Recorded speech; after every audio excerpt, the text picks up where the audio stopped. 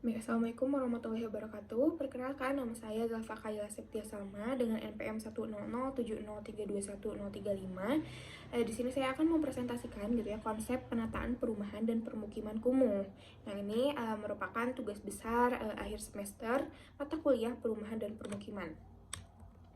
Lalu yang akan saya bahas yang pertama ada kawasan wilayah studi, potensi, peluang, kelemahan, dan tantangan. Yang ketiga strategi penanganan. Yang keempat ada best practice kasusnya. Yang kelima ada konsep penanganan perumahan kumuh, permukiman kumuh seperti itu. Yang pertama langsung kawasan wilayah studi. Nah, untuk kawasan wilayah studi ini diambil di pemukiman kumuh di Kelurahan Andir, Kecamatan Bale Endah, Kabupaten Bandung. Nah, karena memiliki jumlah penduduk sebanyak 44.318 jiwa dengan luas wilayah 3.783 km persegi gitu, membuat beberapa area di Kelurahan Andir ini padat akan penduduk gitu dan pemukiman, dan termasuk juga area yang akan saya studi kasusin gitu. Lalu untuk identifikasi kondisi wilayahnya, yang pertama ada pola dan struktur, permukiman bangunan yang tidak teratur. Yang kedua rawan bencana karena area ini langsung gitu ya terkena dampak dari banjir ini. Lalu sistem drainase yang kurang. Lalu yang terakhir itu tepi badan air sungai. Nah, berada di tepi badan air sungai Citarum gitu karena memang dibangunnya di situ seperti itu. Lalu berdasarkan Permen Pekerjaan Umum dan Perumahan Nomor 2 Tahun 2016 tentang peningkatan kualitas terhadap permukiman kumuh dan perumahan kumuh gitu ya, daerah wilayah studi ini memiliki hasil penilaian kekumuhan rendah dengan pertimbangan lain tinggi, yang dimana ada 6 aspek kekumuhan gitu ya, penilaian kekumuhan, dan 3 aspek penilaian pertimbangan. Nah, untuk legalitas dari lahan sendiri itu masih harus pastikan kembali karena memang masih banyak kasus rekayasa kepemilikan lahan di di Kelurahan Andir ini.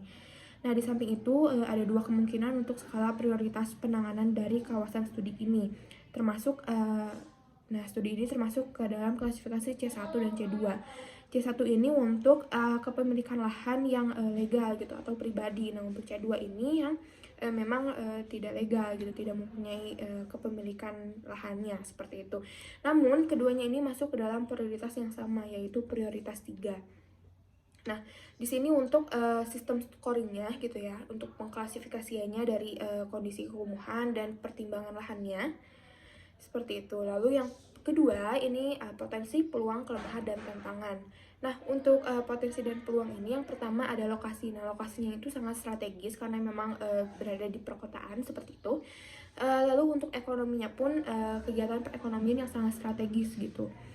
Lalu yang ketiga itu ada pariwisata. Nah, karena memang dibangun di sempadan, maksudnya di tepi badan sungai gitu ya. Nah, sempadan sungai ini bisa menjadi objek wisata gitu. Itu merupakan peluang yang sangat besar. Seperti itu. Lalu untuk pengembangan sendiri, ini pengembangan permukiman yang sangat diinginkan masyarakat seperti itu. Lalu untuk kelemahan dan tantangannya, yang pertama dari warganya sendiri, mereka tuh nyaman dengan ketidaknyamanan. Seperti itu. Lalu untuk bencananya pun ya karena banjir sering terjadi gitu setiap tahun. Nah, untuk limbahnya pun Sungai Citarum ini memang dipakai untuk pembuangan limbah rumah tangga seperti itu. Jadi itu yang tantangan dan kelemahan gitu ya dari penanganan kasus rumah kumuh di Kelurahan Andir ini.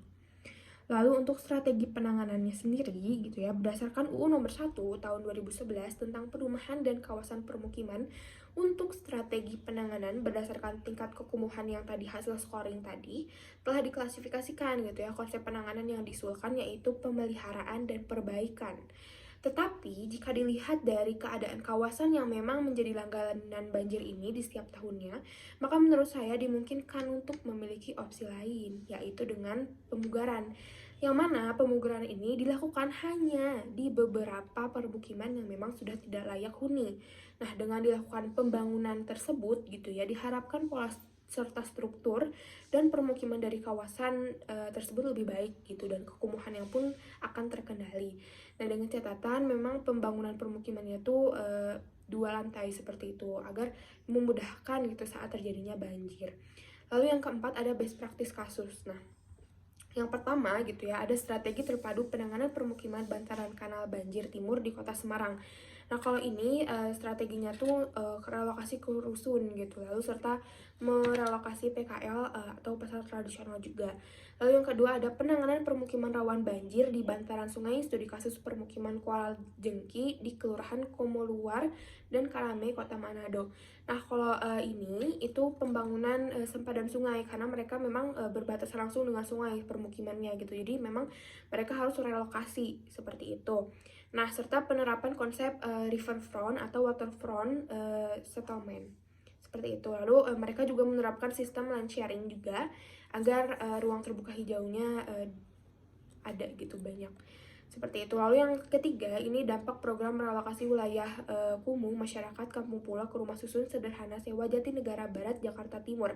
Nah, kalau ini dari relokasi rusun yang sudah dilakukan gitu ya, banyak masyarakat yang memang terasa diberatkan karena mereka warga gitu ya kehilangan aset kepemilikan rumah gitu, serta banyaknya miskomunikasi gitu ya sebelumnya karena memang tidak dilakukan musyawarah terlebih dahulu gitu ya. Jadi banyak keluhan-keluhan dari masyarakat yang memang jika diterapkan gitu ya di kawasan studi kasus saya itu memang tidak disarankan seperti itu karena mereka pasti akan lebih memilih untuk diberikan kompensasi daripada dipindahkan ke rumah susun seperti itu.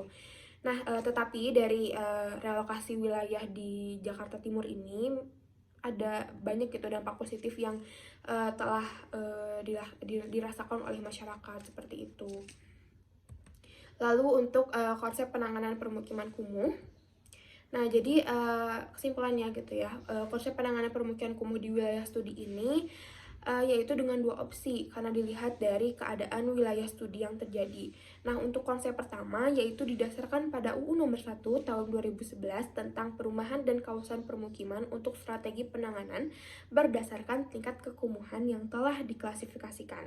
Nah, konsep penanganannya itu diusulkan yaitu pemeliharaan dan perbaikan.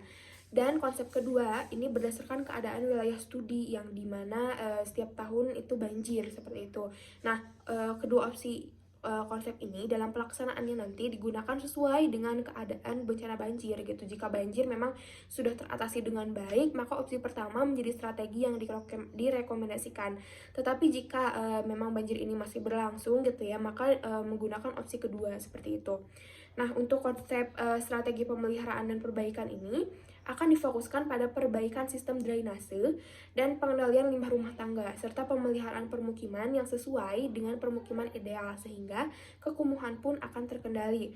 Nah, lalu untuk konsep strategi pemugaran ini akan dilakukan pemugaran di beberapa lokasi permukiman yang memang sudah tidak layak huni, serta perbaikan di sistem drainase dan penanganan limbah yang tepat pula gitu ya.